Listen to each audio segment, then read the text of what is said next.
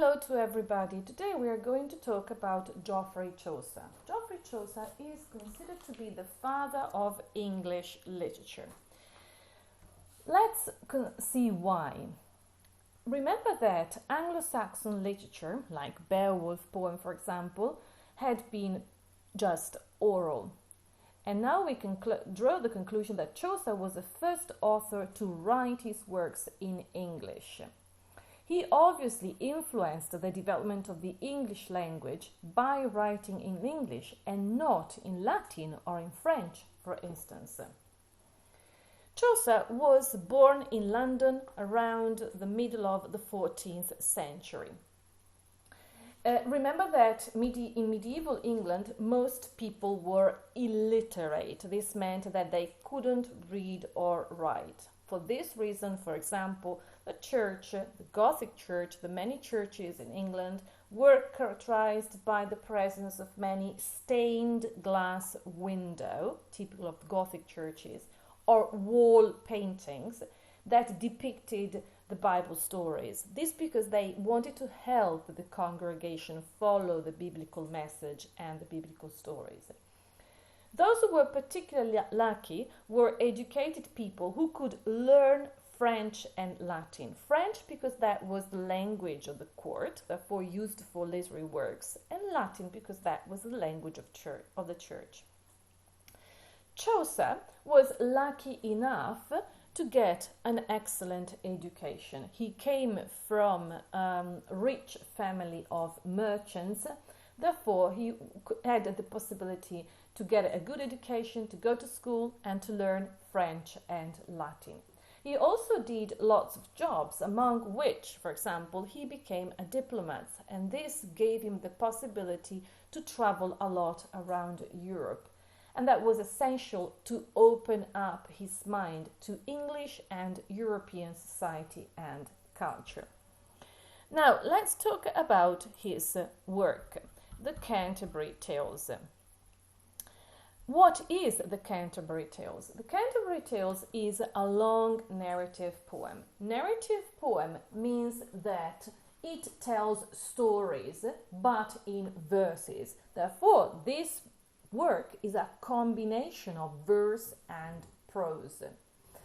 These stories have got the typical characteristics and elements of narrative texts. Therefore, we've got a setting in time and place. We've got a narrator, usually in first person. We've got characters who are described physically and also psychologically. And the stories are usually linked with the moral views and opinions of the time.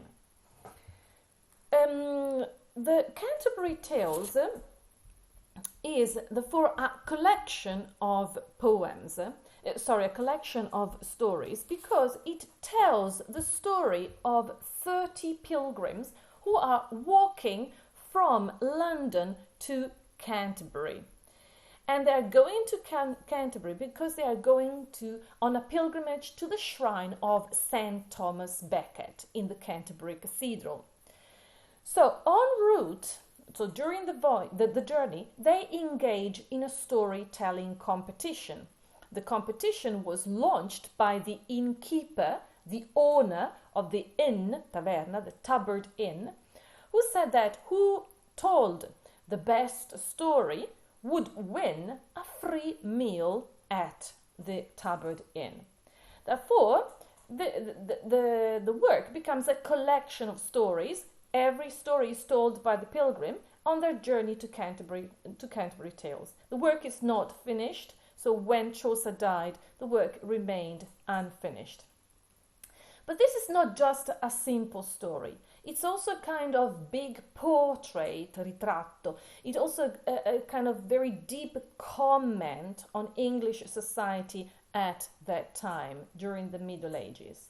And the characters that are presented offer various social types and insights, and they also stimulate different questions about religion, social class, and spirituality.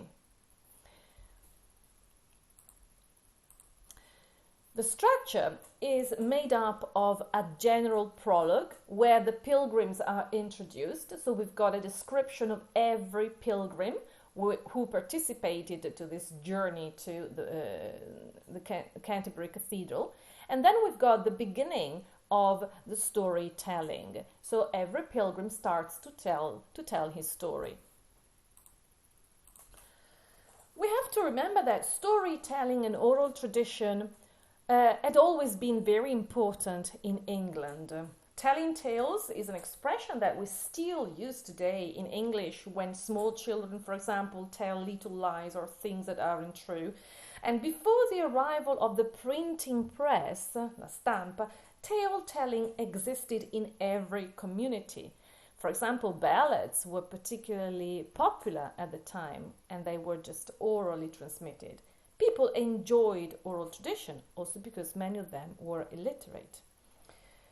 When the printing press was introduced in England, and that happened in 1477, one of the first works that were published were the Canterbury Tales. These obviously contributed to the popularity of this work because many copies were printed, and so they became more popular and widespread. But so the printing press, la stampa, marked the end of storytelling culture. Canterbury Tales is very important also for the language. We have to remember that when Chaucer lived during the Middle Ages, different languages were spoken at the same time. As we have said, French, that was the language of the court, and Latin, that was the language of the church, and then we had the vernacular English, which was the language spoken by normal people. So Chaucer substituted French as the language of educated people with English. Therefore, he gave to English the importance of a literary language for the first time.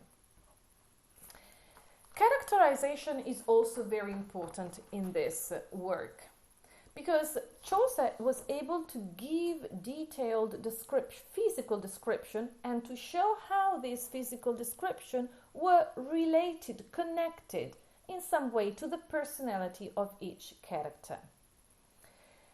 And this detailed description, which for example includes information about their clothes, their way of dressing, their way of living, and many other things, provide also an important historical document about English medieval society.